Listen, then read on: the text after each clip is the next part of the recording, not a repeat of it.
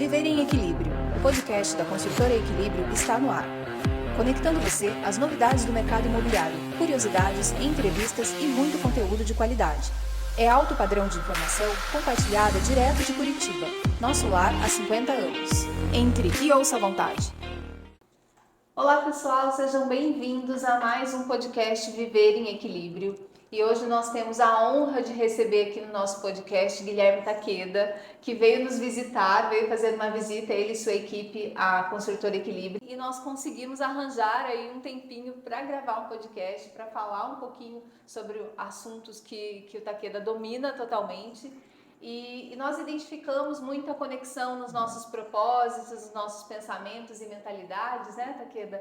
E é um prazer e uma honra, muito obrigada, gratidão por ter conseguido um tempinho para falar com a gente aqui, para a gente produzir esse conteúdo, para quem nos acompanha, para quem acompanha vocês também. Bacana.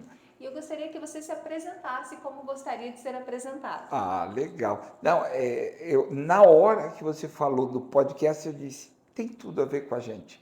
Por isso que não é um tempinho que nós conseguimos, é um prazer e uma honra estar aqui, Ana. É o contrário, né? Obrigada. Então é muito bacana. Esse propósito do podcast é fantástico, né?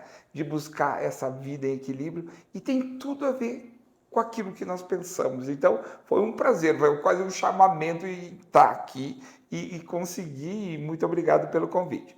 Bom, meu nome é Guilherme Takeda, eu sou arquiteto paisagista já há 38 anos, né, e atuo nessa área, na área de criar espaço. Tem uma frase que um arquiteto paisagista americano, Paul Friedman, sempre coloca, que o arquiteto faz o cenário onde as pessoas vivem o teatro da vida. Olha que lindo.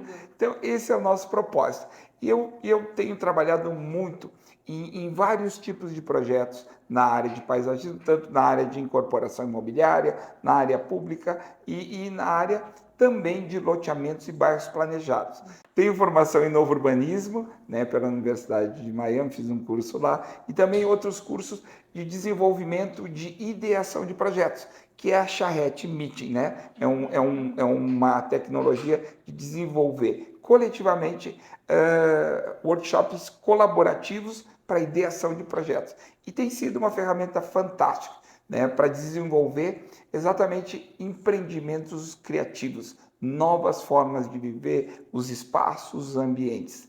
E hoje ainda sou estudante, né? Estudante de mestrado na Universidade de Lisboa, na Faculdade de Arquitetura, e lá eu estou desenvolvendo algumas técnicas para melhorar esse propósito, essa tecnologia de desenvolver workshops à distância, né? Online e ao vivo também. Né? Então, dentro dessa carreira já desenvolvemos mais de 2.000 projetos de incorporações imobiliárias, hoteleiras e de áreas públicas, e também isso em 24 estados brasileiros, ou seja, nós temos esse alcance de estar em quase todos os estados brasileiros. Isso é uma honra, né, de poder ter essa experiência com vários tipos de clientes, com vários tipos de pessoas e comportamentos. E por isso entender pessoas é fundamental. É fundamental. A gente sempre fala aqui na Equilíbrio que desde a escolha de um terreno, a gente está pensando nas pessoas, né? Então, o foco do nosso trabalho é todo para as pessoas. Bacana. E eu acho que assim, uma grande responsabilidade estar presente em tantos estados e com certeza isso é um reconhecimento pela qualidade do seu trabalho, pela eficiência sua e da sua equipe que a gente tem sentido aqui nos trabalhos que nós temos feito juntos, né? Para quem não sabe, o escritório do Guilherme Takeda é o responsável pelo paisagismo do edifício Sangiovese. Então, que é o nosso lançamento recente, né? E que está aí, já está vendendo muito bem. Opa, e lá nós bacana. conseguimos trazer muito dessa coisa do bem-estar, né? Focado Exato. realmente no bem-estar das pessoas. Eu acho que desde o início do projeto as coisas se alinharam muito. E o Sangiovese, ele é o primeiro projeto lançado aqui na Equilíbrio com a chancela do selo Ser e Morar, que é essa parceria que a gente tem com o Augusto Cury. Por que, né, que nós fomos buscar isso e a gente tem tentado trazer isso para os nossos projetos? Justamente pensando nas pessoas e sabendo que hoje, estatisticamente, a gente tem essa projeção, né, de que uma em cada duas pessoas vai ter ou já tem, né, problemas, transtornos psíquicos, psicológicos. Muito sério isso, muito né? sério. A Muito sociedade sério. está adoecendo muito. Aham. E aí, por isso, esse nosso propósito aqui do Viver em Equilíbrio, né? O Que podcast que nós bacana. nos apropriamos da palavra equilíbrio, que é o nome da empresa, pensado nisso, em trazer profissionais, trazer pessoas, parceiros de negócios aqui, nossos, que trabalham pelo mesmo objetivo, pelo mesmo propósito, né? Então, conta pra gente, eu sei que você tem projetos magníficos aí, essa questão da arquitetura da felicidade, que a gente já conversou mais cedo, como a arquitetura pode influenciar na vida em equilíbrio, como pode favorecer a vida em equilíbrio das pessoas? Excelente pergunta. A arquitetura tem um predicado assim de ele nos criar bem-estar ou não. Então tem locais que a gente entra e diz, uau, que lugar maravilhoso, que lugar bom de estar, nos causa um bem-estar, uma tranquilidade. Libera dopamina. Exatamente. E tem outros locais que a gente entra, a gente fica assim, né? Puxa, o que vai acontecer? Causa medo, estranheza, né? Desconfiança. Então, em cima disso, os pesquisadores têm estudado muito a questão da neurociência voltada na arquitetura. Sim. E quando todas essas pesquisas iniciaram, né, nós dissemos, existe alguma coisa acontecendo. E nós fomos atrás, né, buscar o que estava acontecendo. Eu estava fazendo nessa época um curso de psicologia positiva, que é exatamente esse estudo, né, que o Martin Seligman desenvolveu, para ao invés de estudar as doenças das pessoas, focar em como trazer a felicidade. Olha que bacana.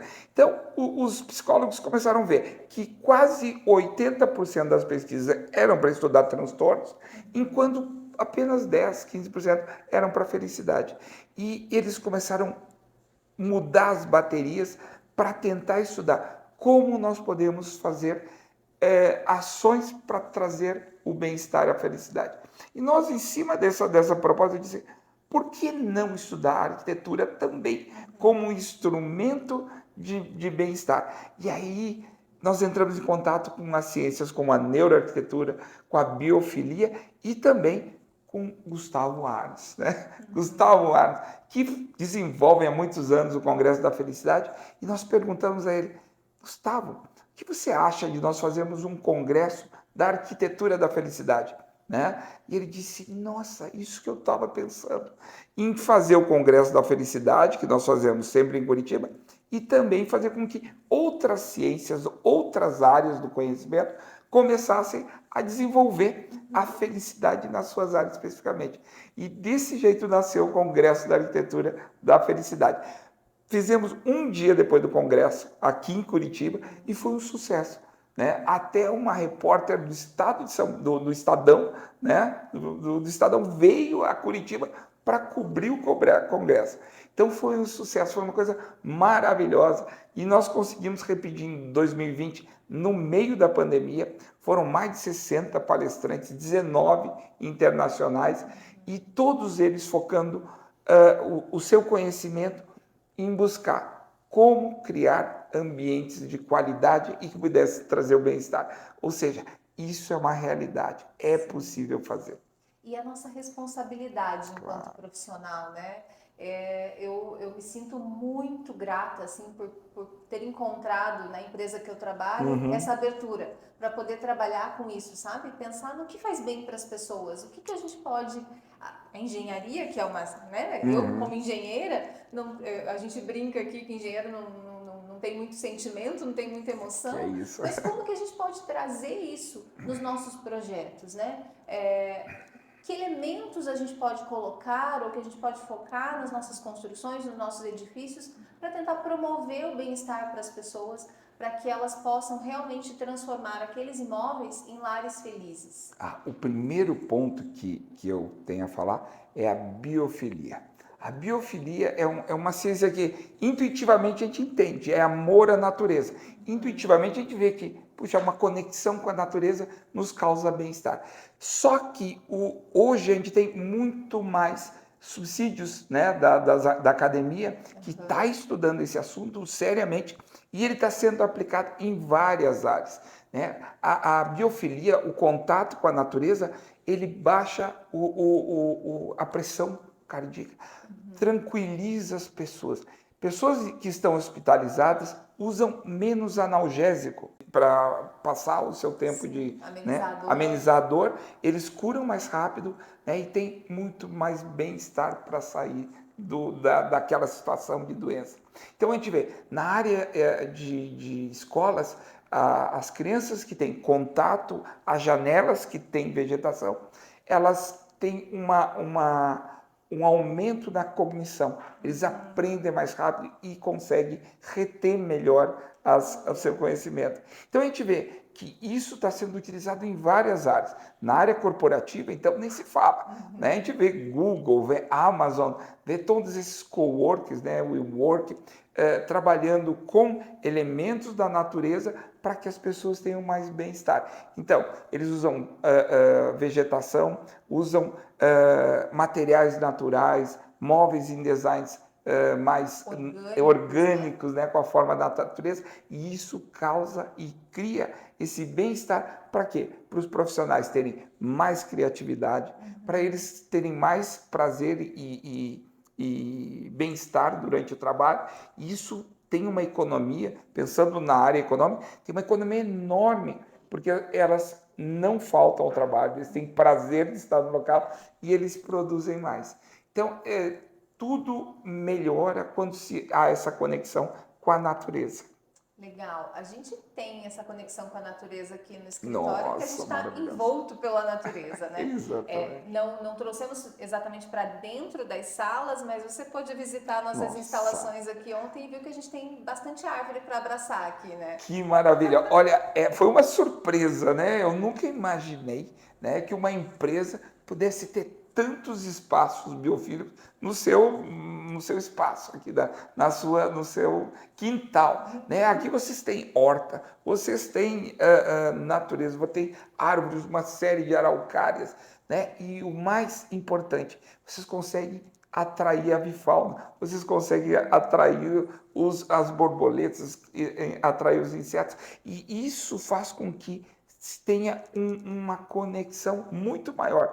A gente ouvia, né, em todas as nossas ligações e reuniões, passarinhos, nossa, onde será que estão? Né? Onde o equilíbrio está? E para entender hoje que o equilíbrio está no meio de um parque quase, né? É quase uma quadra de um bosque, de uma vegetação. Então isso é muito interessante. E para ver que isso de fato cria uma sensação muito agradável para todos que trabalham aqui. Sim, eu acho que sim. A gente poder, né, no momento de estresse, quando a mente está mais cansada, poder sair, pisar na grama, ouvir os passarinhos, né? Então isso realmente não tem preço. Nos faz parar, assim, às vezes, e olhar para aquilo e falar, puxa, que legal. As nossas janelas aqui acabam sendo mais altas, mas quando a gente fez uma janela maior ali na sala nova, todo mundo que entra na sala enxerga a natureza no fundo. Isso dá um efeito diferente realmente. Né? Sem dúvida. Essa conexão interior-exterior é uma das técnicas muito usadas, né, pela biofilia, que ela busca no exterior e traz a natureza para dentro. Né? Então a biofilia tem uma série de técnicas, né, que usam a natureza diretamente, né? Então traz os seres vivos, traz a natureza para próximo dos espectadores ou da sua habitação, mas também existem técnicas que são muito utilizadas que não têm a ver com a natureza, sabia? É mesmo? Então, até elementos, para ver como a nossa mente ela é até bobinha, né, digamos assim. Elementos que são artificiais, né, texturas artificiais, ou até um painel de natureza já cria essa sensação de tranquilidade. Então, dentro de um ambiente, se eu não consigo trazer plantas, eu tiver uma imagem plotada, um painel, realmente alguma coisa que remeta à natureza, mesmo sendo artificial, isso já tem um efeito. Tem um efeito. Então, isso demonstra que o processo de estudo, né, de biofilia está desenvolvendo também outras formas, onde a gente não pode ter a natureza direta, trazer, né, algumas técnicas que vão ajudar no processo de trazer os benefícios da natureza para dentro das habitações.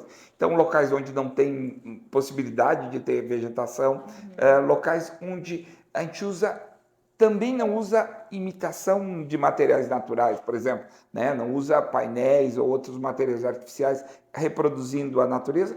Nós criamos ambiências que tenham a forma da natureza.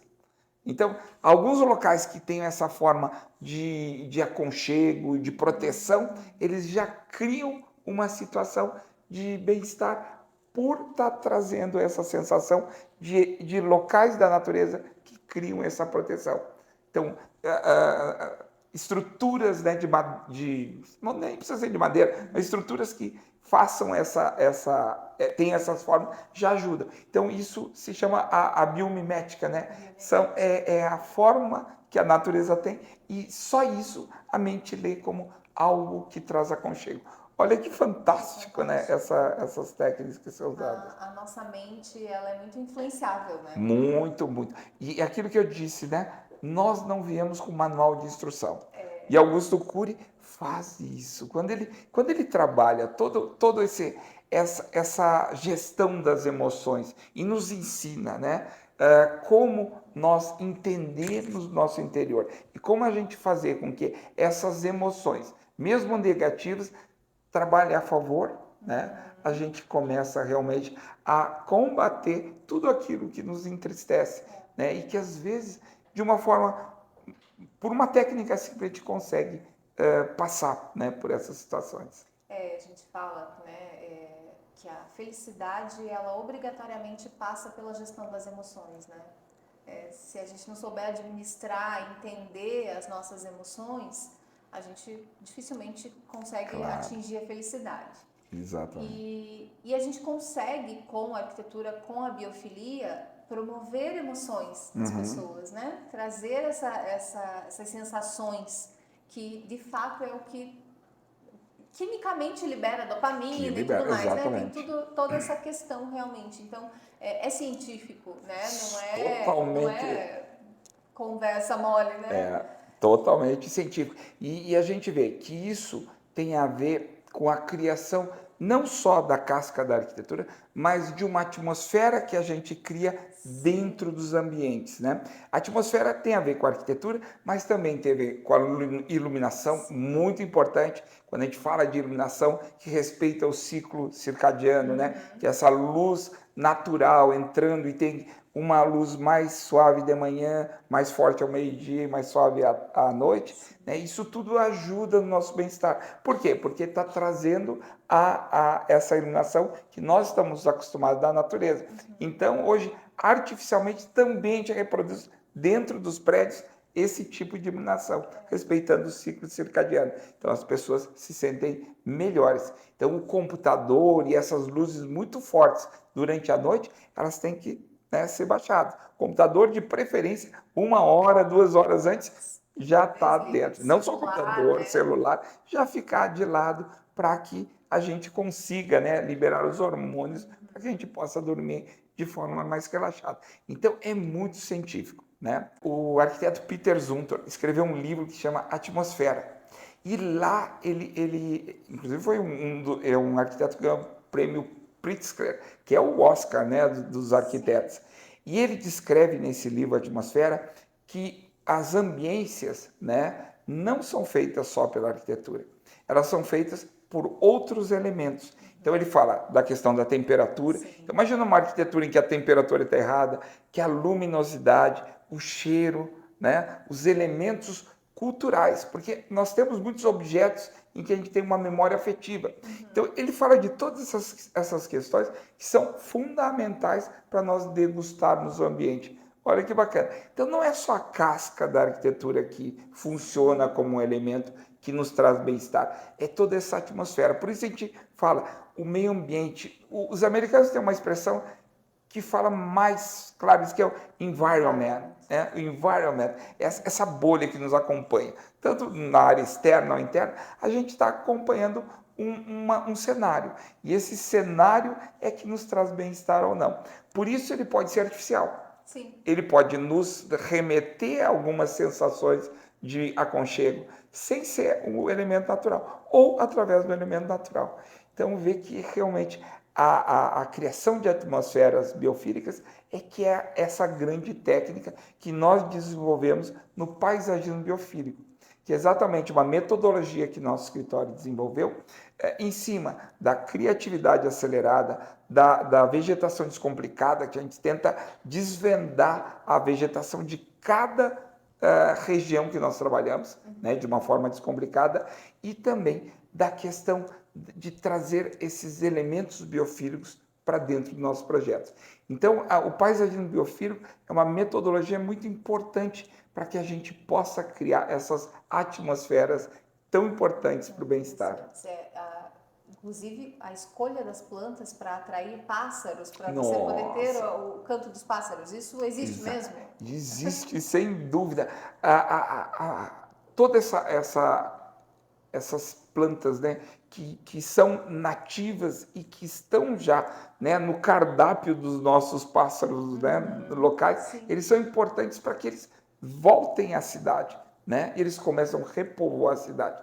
Então, hoje nós temos pesquisadores, né, como a Maria Sanchotene, que já há mais de 30 anos, 20 anos, ela desenvolve utilização de arborização urbana com frutíferas que atraem a avifauna. Olha que bacana. E isso se disseminou por todo o Brasil e hoje muitas prefeituras já adotam esses manuais de buscar a utilização de nativas que vão atrair esses amigos aqui que vocês têm muito aqui na Equilíbrio, né?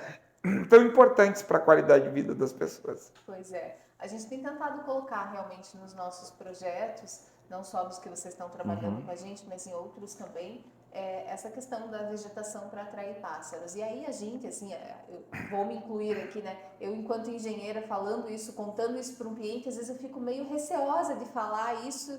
E assim, será que funciona mesmo? Então agora estamos ouvindo de um especialista que realmente funciona, né? Não. E esse estudo é muito, muito importante para fazer uma coisa que o arquiteto, o paisagista Fernando Chassel, ele sempre defendeu, que é ecogênese. Não é só as nativas que nós temos que trazer, as frutíferas nativas, mas tentar recompor o bioma, né, local, né, o ecossistema local, utilizando as plantas da região. Porque não é simplesmente plantar muitas frutíferas, mas as outras espécies, as outras árvores nativas, para que a gente possa recriar de novo isso que nós destruímos na natureza com as cidades, né? Eu tenho notado muito isso e eu acho que é um movimento grande que tem acontecido no ramo imobiliário aí. Os edifícios atuais, eles têm trazido muito mais essa coisa da natureza, sem né? dúvida, Tem sem trazido para perto, porque antigamente, se a gente pega um prédio dos anos 90, por exemplo, era um prédio todo pastilhado, com a sacada pastilhada, não tinha um verde, não tinha absolutamente nada, né? E hoje realmente tem esse movimento de resgate, né? Porque o ser humano veio, a nossa origem é da natureza. Exatamente. E a biofilia é exatamente isso, né? Esse resgate aí, é o amor pela vida. É a reconexão. E a pandemia trouxe muito isso, né? Esse afastamento, toda essa questão de nós estarmos reclusos, né, nas habitações, fez com que nós sentíssemos muito mais essa necessidade. E essa aproximação, essa necessidade, fez com que não só os empreendedores imobiliários, mas o ramo hoteleiro, né, os comércios, todos eles se revestissem dessa natureza, né? Então a gente vê que não é um movimento que é feito só no mercado imobiliário, até dá para dizer que ele sempre é o último, né? Começou mais na hotelaria, quando a hotelaria deixou de ser a hotelaria de luxo, de alto luxo, deixou de buscar os materiais caros, aquelas estruturas palacianas, para buscar experiências. Então a gente vê hotéis hoje, né, na área de turismo, que estão muito mais voltados a criar experiências para os seus hóspedes, e isso tem atraído muito mais as pessoas do que buscar revestimentos ou materiais industrializados que não trazem nada de novo, né? Então, essas experiências. Então, a gente vê os hotéis em Tulum, né, no México, eles foram para o extremo, né? De trazer experiências totalmente biofílicas, com natureza, com formas naturais, com Muita materialidade rusticidade, e a inclusive, né? rusticidade, né? Então essa rusticidade chique, né? Uhum. Tem inundado, né? As revistas, os blogs, e isso tem inspirado muito, né? Os arquitetos, o pessoal de interiores, os paisagistas, a trazerem, né, para nossas cidades, não só na área de empreendimentos, mas nos restaurantes, nos comércios e na cidade. Né? Nós temos também o caso das paredes verdes, né, que foi um outro movimento, Sim, foi antes até, né, da questão da biofilia, antes até da questão do Covid, que começou a se trabalhar as paredes verdes para amenizar, já naquele movimento de sustentabilidade, de amenizar as ilhas de calor dentro das cidades. Então, teve todo um movimento de teto verde e parede verde, que foi o início desse processo da utilização da biofilia. E foi muito bacana que todo esse processo abriu os olhos, porque eles realmente encantaram as pessoas. Né? Então, essas paredes verdes inundaram não só as paredes externas, mas internas das edificações, e trouxe uma motivação para a gente voltar a utilizar o verde dentro da arquitetura. Porque não sei se você se lembra, nos anos 90, os incorporadores, os construtores, tinham ojeriza a utilização de floreiras, etc., em função da impermeabilização, dos problemas técnicos, mas que hoje estão pacificados. Hoje nós temos técnicas muito boas de impermeabilização, de irrigação e de manutenção desses espaços. Então, com a especificação correta, com o cuidado, a gente consegue manter fachadas extremamente lindas, né, com vegetação. É verdade. E nessa questão das fachadas, né, de trazer o verde para as fachadas, a gente pensa muito aqui dentro, assim, tá, mas nem todo mundo gosta de cuidar de planta, nem todo mundo sabe cuidar de planta, Isso. ou quer, né? Às vezes a pessoa não quer, ela quer estar próxima à natureza, desde que ela não tenha que tomar conta da planta. Exato. Então, trazer essas soluções para que a manutenção não fique a responsabilidade de cada um dos moradores, mas do condomínio como um todo, né? Para que isso realmente se mantenha belo, para que cause o efeito que precisa causar, né? Claro. Isso é um dos pontos que a gente se preocupa muito aqui, em como fazer com que isso funcione e se mantenha belo e vivo por muito tempo e sustentável. E essa é a solução.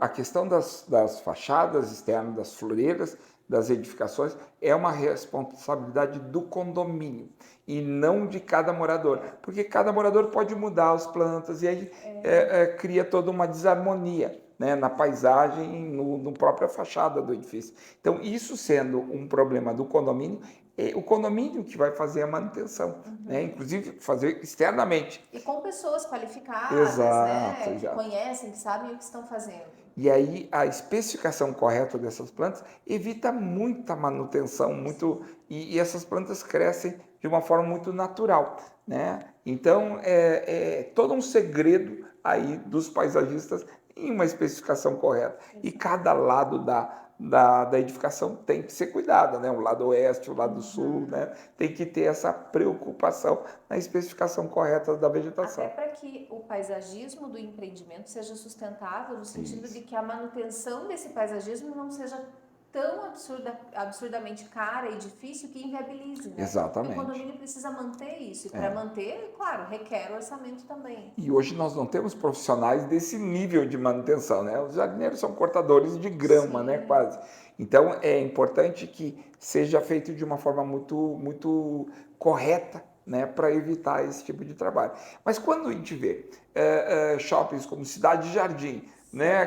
Tão maravilhoso, com aquela vegetação exuberante, e nunca ninguém mexe naquilo, né? Eles usam plantas extremamente rústicas, a gente vê que todo esse movimento ele está dando muito certo exatamente por isso, né? Até por trazer, como você falou, plantas mais rústicas, mais perenes, né, que não requerem tanta manutenção, e nativas também. Isso Ajuda muito, ajuda né? muito. Porque a planta já está adaptada, é uma planta adaptada aquele clima, aquela Exato. região, isso E contribui. sistemas também, né? Então, nós temos sistemas muito mais fáceis hoje de criar paredes verdes, floreiras, com irrigação, com autoirrigação. Então, tudo isso ajuda nesse processo. E isso foi um avanço muito grande. Quando eu comecei na minha carreira de paisagista, eu chegava nas incorporadoras imobiliárias e pedia: eu sou paisagista, eu gostaria de fazer um projeto para o seu edifício. Eles diziam, isso na década de 80, eles diziam: quem faz o paisagismo aqui do meu empreendimento é o jardineiro lá de casa, né? E aí eu pensei, nossa, que coisa, então eu vou começar a fazer jardim. E assim começou a minha carreira, né, de paisagista, foi fazendo jardins. E foi uma experiência fantástica, porque isso me deu um domínio muito maior, tanto da execução, da utilização de substratos, do conhecimento de cada planta para fazer os projetos. Então foi muito bom que eu comecei pela obra. E isso fez com que esse conhecimento começasse a ser apreciado pelos clientes, e aí eles começaram a contratar projetos. E aí, nesse meio tempo, sabe o que aconteceu? Surgiu uma empresa chamada Encol. Talvez muitos dos que estão nos assistindo nem saibam o que é Encol, né? Mas foi uma empresa fantástica que revolucionou, numa época de inflação, a forma de se construir e inclusive, de financiar, autofinanciar a construção. E ela fez um boom, né, imobiliário no Brasil, de norte a sul, desenvolveu muita tecnologia para desenvolver esses projetos e fez todo um trabalho com todos os consultores, seja de paisagismo, de estrutura, de impermeabilização. Eu nunca aprendi tanto nessa época, e isso fez abrir os olhos de todos os incorporadores locais que estavam ainda fazendo aquela mesmice, né, daquelas construções, né, muito conservadoras, e eles criaram os condomínios clubes. Sim. E quando eles viram assim, no mercado, onde estão os paisagistas, eu estava lá, uma empresa, fazendo projetos e executando. E eles nos contrataram, fizemos vários projetos, dezenas de projetos para a Encol, e a partir daí o mercado viu que o paisagismo era fundamental para ser um elemento não só de qualidade de vida, mas principalmente de marketing e vendas, né? É um elemento comercial, realmente. Comercial, realmente. Então, estar nesse momento, no lugar certo, né, e com o conhecimento certo, foi fundamental aí para desenvolver a minha carreira dentro dessa área. Então, eu consegui atingir, inclusive, outras cidades. Nós chegamos, né, a fazer em Florianópolis, Curitiba, nessa época, até que eu fui convidado para trabalhar no escritório de paisagismo em São Paulo, que uma empresa americana estava vindo a São Paulo, e eles ficaram sabendo do meu trabalho, me convidaram para fazer uma entrevista lá. E eu fui, né? E foi muito, muito importante, assim, foi muito bom ver que eles já conheciam o meu trabalho e começar a trabalhar com uma empresa americana foi, assim, uma abertura de cabeça, porque até esse momento nós tínhamos três disciplinas em toda uma faculdade de arquitetura. Sim. E os profissionais que vieram dos Estados Unidos eram paisagistas de curso, que lá o paisagismo é um curso diferente da arquitetura. Ele está mais ligado a artes e está ligado à agronomia com arquitetura. Então, quando eu fiz esse trabalho, né, de trabalhar com a Design Workshop, isso foi um aprendizado fantástico. Trabalhei com o arquiteto Sérgio Santana, que ele estudou nos Estados Unidos e veio no Brasil abrir a Design Workshop, e foi uma experiência fantástica, né? Nós eu já tinha escritório, abrimos nosso escritório ao lado do escritório do Sérgio e desenvolvemos vários trabalhos para ele, e foi assim 2 anos assim de muitas experiências bacanas. E nesse momento aí nós começamos a trabalhar em todo o Brasil, né? Através dos projetos da Design Workshop, nós conhecemos aí as diferenças de comportamento e culturais de cada local. Tem uma ideia, eu ia de 15 em 15 dias para o Rio de Janeiro, ia para o interior de São Paulo, trabalhava em vários mercados, e isso me deu uma ideia da grandiosidade dos biomas, da riqueza da vegetação desse país, né? De trabalhar no Cerrado, que é uma vegetação totalmente diferente, do Nordeste, né? E da Mata Atlântica. E isso fez com que eu entendesse, puxa, a beleza do Brasil, né? Esse patrimônio que o Brasil tem em termos de diversidade, E até em natureza. extensão que a gente tem, né? Porque é um país muito grande, Muito então a grande. diversidade realmente é grande também. E você falando, Takeda, quanto te abriu, né, a mente trabalhar com pessoas que vinham de um curso específico, de fora e tal, eu fiquei fazendo uma analogia aqui com essa questão do quanto realmente é importante a gente ampliar os nossos horizontes, né, ampliar o nosso olhar.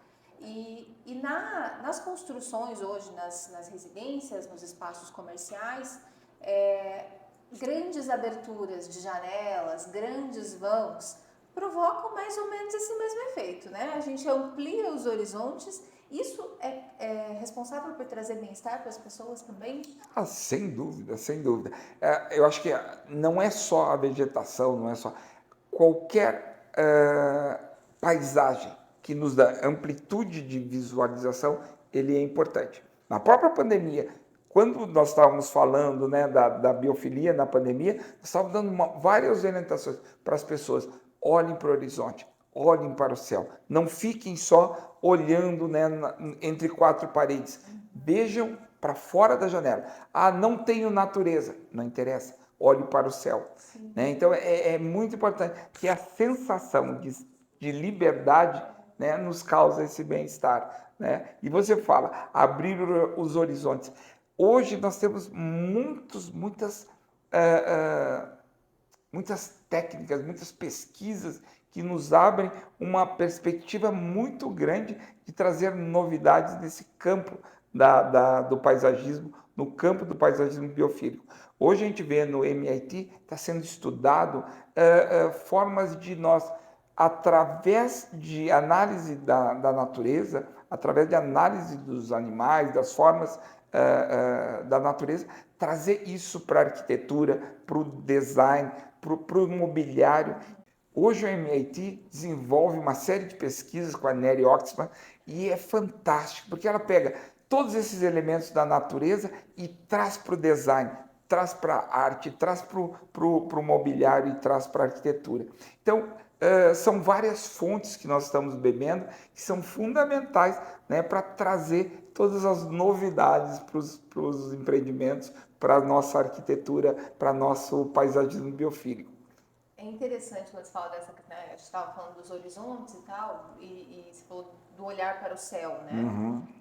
Agora eu entendo porque que eu gosto tanto de olhar para o céu, me faz tão bem, me traz um bem-estar tão grande, e às vezes eu simplesmente paro na janela e fico olhando para o céu, olhando para o nada, né? Realmente. E acho que a gente sai, né, desse confinamento. Exato. Por mais que você tenha uma casa grande, por mais que você trabalhe num escritório grande, isso traz uma tranquilidade. Então, comprovadamente, né, posso falar pela minha experiência, realmente isso traz bem-estar. Essa questão dos elementos que remetem ao natural, como você estava comentando dos hotéis lá de Tulum, eu olhei esses dias, estive vendo algumas coisas assim, são ambientes que transmitem uma paz, uma tranquilidade e tira a gente dessa loucura que a gente vive, que se a gente bobear, a gente engolido, né, engolido por essa loucura.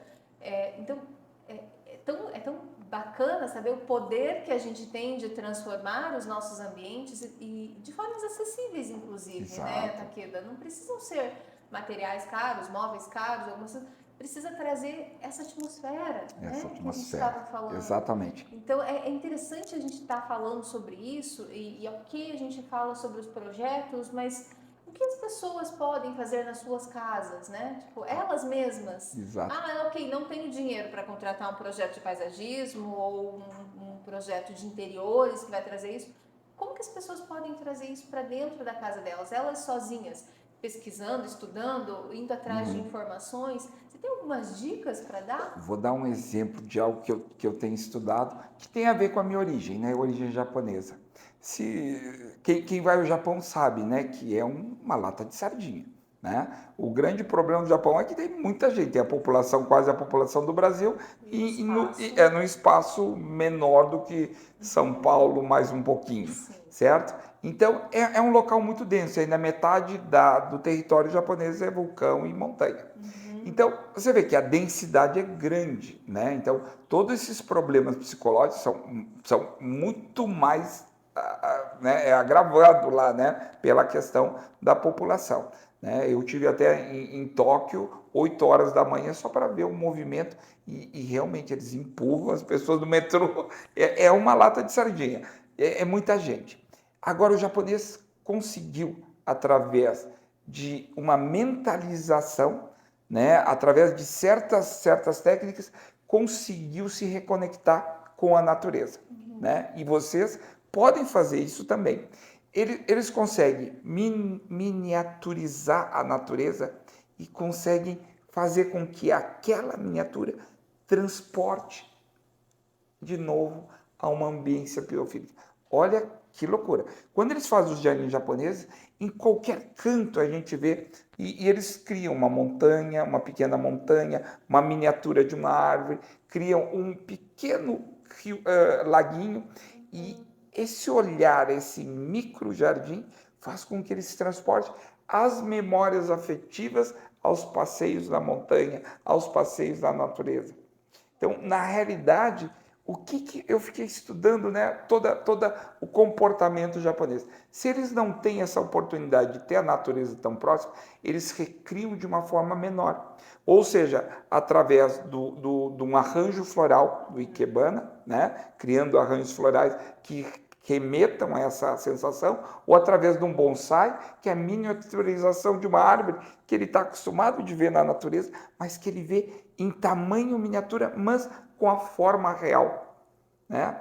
E também através dos pequenos jardins, pequenos espaços que eles tratam com muito carinho em cada espaço que sobra, tanto nos comércios, nas escolas, nas residências, qualquer lugar eles conseguem ver isso. E quando não conseguem ter a natureza real, eles criam aqueles quadros, né? Eles colocam aqueles quadros que remetem à natureza.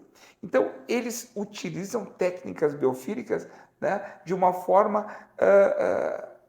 muito clara para remeter a essa sensação. Então, na realidade, ter bem-estar, na realidade, é uma predisposição pessoal, é uma decisão pessoal a reconectar. E quando eles podem, eles vão à natureza fazer o banho de natureza, que é um ritual japonês de ir na floresta e ficar lá e tomar esse banho de natureza, que vocês nem precisam, você só sai da porta. E uma outra coisa que eles fazem é o hanami. Hanami literalmente dizer ver as flores. Então, dependendo da floração das cerejeiras, eles fazem verdadeiras excursões às florestas de cerejeiras e vão se impregnar daquela imagem, e essa imagem, que dura 15 dias, não dura mais 15 dias, a floração da cerejeira, essa imagem eles carregam para o resto do ano. Aí, através da cerejeira nas vestimentas, nos ornamentos, e eles olham aquela cerejeira e eles conseguem lembrar de todo o passado, né, desde criança, fazendo essas visitas de Hanami à natureza. Então, na realidade, trazer esse bem-estar tem a ver com a disposição nossa a uma reconexão até artificial com aquela sensação de bem-estar, de estar na natureza.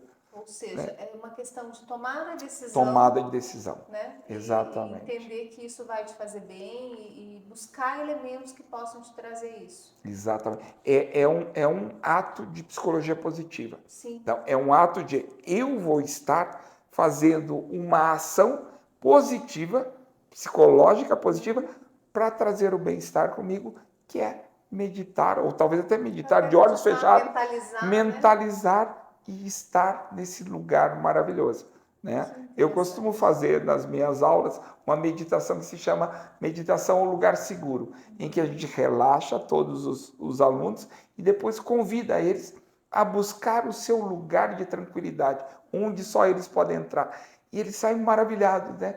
Isso, às vezes, 10 minutos de meditação representa 2 horas de sono, né? Porque a gente leva e induz eles a levar a um caminho à natureza, seja na praia, seja no campo, a imagem que ele mais gosta, né? E a partir daí ele consegue fazer esse relaxamento tão importante que é a reconexão com a natureza. Que maravilha, Takeda. Eu nunca tinha pensado por esse aspecto, que a gente poderia trazer esse benefício ou com uma mentalização, ou simplesmente com uma tomada de decisão, né? Porque Exato. é muito mais fácil a gente jogar a culpa naquilo que a gente não pode controlar, né? E Exato. pensar assim, ah, mas eu não tenho espaço para fazer um jardim bonito, ah, mas eu não sei cuidar de plantas, então não adianta eu querer ter plantas aqui dentro de casa. E é tudo uma questão de tomada de decisão, da gente decidir que, sabe, primeiro, acho que saber, né, que a conexão com a natureza realmente nos faz muito bem, que isso é científico, Exato. né, que não é simplesmente poético, mas é científico também. E eu tive uma experiência interessante nas férias, que eu tirei uma semaninha de férias aí recentemente, e fui para muitos lugares, visitei muitos lugares, assim, e o lugar que eu mais gostei foi um lavandário. Uau! Porque assim, não tinha muita coisa, mas assim, era muita planta, muito espaço aberto, permitindo a contemplação. E o Augusto Cury fala muito disso, né? Da questão da contemplação. Recentemente visitando uma das nossas obras, num edifício que tem 2 torres voltadas para um bosque de preservação permanente, e com grandes aberturas, né? Ele falou assim, os apartamentos de vocês são anti-estresse, anti-ansiedade. Com certeza. Porque você pode vender isso, ele falou isso para mim, você pode vender isso, porque de fato a pessoa está olhando para esse bosque, realmente vai trazer um bem-estar para ela que não tem preço, não tem nada que possa pagar isso, né? Isso. Agora, tem que ter a decisão. Tem que ter a decisão. Tem que ter a decisão. Porque eu estive no Rio de Janeiro, eu estava dando uma palestra semana passada, e sempre, o Rio de Janeiro foi uma das praças que nós tivemos mais projetos. E perguntando para as pessoas, puxa, que natureza linda vocês têm em torno, né? Você aprecia isso? Não. Né? Você vai à praia? Não. Né? Então, às vezes, as pessoas, mesmo com um cenário maravilhoso, eles têm que ter a predisposição de ser impregnado por esse cenário, né? E fazer com que esse cenário faça, né, crie uma reação positiva para a sua vida. Então, também é uma tomada de decisão. Por isso, pode começar com coisas simples, como olhar para o céu, como ter uma pequena planta. E o melhor exemplo não é planta só, é seres vivos. Pequeno animal, né? Um pequeno gesto, né, de atrair pássaros para a sua varanda, né? Uma alimentação. Colocar um som de pássaros. Até colocar um som de pássaro, exatamente. Né? Som de cachoeira, de chuva, isso pode ajudar Já também. ajuda muito. Mas o mais importante, tome a decisão. Vou testar. Seja cético. Né? Seja cético, experimente se impregnar. O YouTube está cheio de imagens de relaxamento, né, que tem montanhas, mostram rios, mostram cachoeiras, e às vezes alguns fundo do mar, ou até chuva. Né? Se impregne de natureza.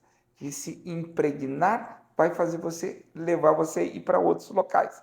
E por isso que criar essas ambiências são tão importantes. Né? Criar essas atmosferas são tão importantes para que a pessoa, tendo essa intenção de degustar essa natureza, ela consiga viver melhor.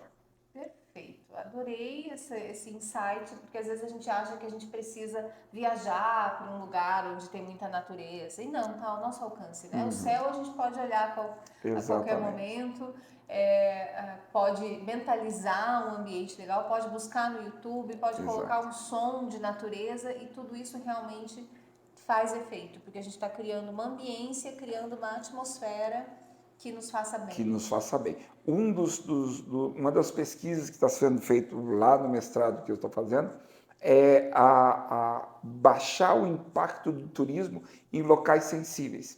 Então, como eles vão baixar isso? Não levando tanta gente, né? Porque a gente vê aquelas fotos bonitas de locais bonitos, tem a pessoa tirando a foto com o ambiente, mas tem centenas de pessoas na fila. Esperando para tirar uma foto. Quanto que isso impacta negativamente esses locais? Então, no mestrado, eles estão trabalhando com a criação de cenários, né, em realidade virtual, em 3D, para que a pessoa possa visitar esses locais de uma forma remota. Aí, não tendo impacto das passagens, né, do transporte aéreo, de manter esses locais mais vivos, e a pessoa conhecer muito mais os locais, né, de uma forma de imersão total. E contemplar, né? E contemplar, Porque real. às vezes na correria para tirar uma foto, você não tem nem tempo de olhar. Não contempla quanto uma situação dessa. Então, para ver como realmente até situações artificiais, extremamente artificiais, né, podem ajudar, né, na mentalização, podem ajudar no equilíbrio, né? Então, a tecnologia está a nosso favor. E se nós conseguirmos criar ambiências no nosso entorno, no nosso trabalho, como vocês têm aqui, na nossa residência, nas nossas escolas, nos nossos hospitais, certamente todas essas doenças, né, que estão surgindo, psicológicas, né, elas vão baixar muito. Mas, principalmente, se as pessoas tiverem a intenção de degustar esses espaços. A tomada de decisão é essencial, né? A gente assumir o controle. Por isso, experimente na sua casa. Experiência. Experienciar. No momento que você vive aquilo que você vivencia, você gera uma emoção, um sentimento, e isso é que vai te fazer bem e vai te trazer essa percepção. E se perceber, né? Exato. Porque a gente muitas vezes na correria não tem tempo de perceber como a gente reage às coisas. Nosso corpo é uma farmácia, né, viva. Se nós soubermos liberar os remédios certos, nunca vamos ter problemas. É verdade. E eu posso afirmar que eu entrei aqui para gravar o podcast congestionada da sinusite. Comentei antes, falei, nossa, estou assim, sentindo que eu já estou respirando bem, estou me sentindo muito melhor, só de pensar em tudo que a gente estava falando. Só de pensar, e de falar de coisas positivas, né, Takeda? Porque eu não gosto de ficar falando de coisas negativas, eu gosto de falar coisas que a gente pode realmente trazer bem-estar para as pessoas. Eu acho que isso é uma coisa fantástica e que faz um bem danado para as pessoas. Mas as pessoas têm que se permitir, né? E esse podcast tem essa função, pelo que eu entendi, né, tem essa função de trazer essas novas tecnologias, trazer essas técnicas para trazer o equilíbrio, né? Isso, e trazer pessoas assim com essa propriedade, como o Takeda está aqui falando para a gente, uma pessoa que está sempre estudando e buscando, né, coisas novas para trazer esse efeito. E isso foi muito gratificante, a conversa que nós tivemos de ontem para cá e aqui no podcast também, porque a gente percebe muito esse alinhamento, né, desse propósito das empresas aí, por isso que funciona tão bem, porque a gente está focado em construir um mundo melhor, né? Que bacana. Ajudar as pessoas a viverem melhor, a viverem em equilíbrio e esse é o nosso propósito maior, realmente. Que as pessoas encontrem a felicidade e possam viver de forma mais saudável e construir os seus lares felizes. Uau, parabéns, Ana, por todo esse trabalho que você está fazendo. Imagina, parabéns para todos nós que estamos aí juntos nessa busca, né, tentando trazer isso. Bom, Takeda, muito obrigada, já deu nosso tempo aqui. Uau! Já passou quase uma hora desde que a gente começou a conversar, a gente nem percebeu. Gratidão pela tua disponibilidade, por todo o conteúdo, por toda a experiência que você trouxe aqui pra gente hoje, pela generosidade de disponibilizar realmente esse tempo e de disponibilizar, como você falou, inclusive com essa intenção realmente de trazer essa informação para que as pessoas possam ter um pouco de informação e entender que isso é de fato verdade e que elas têm o poder de mudar suas vidas. Ah, que bacana. Isso não é, isso aqui é um prazer, né? Quando eu vi toda essa dimensão que o podcast, seu podcast tem, né, eu disse, eu não podia ficar de fora. Eu tenho que estar dentro desse movimento. Então, parabéns você por esse momento. É uma honra estar aqui e certamente... É uma honra minha. Eu estava até preocupada. Falei, gente, como que eu vou conduzir esse podcast com o Takeda? Ainda mais que foi de última hora.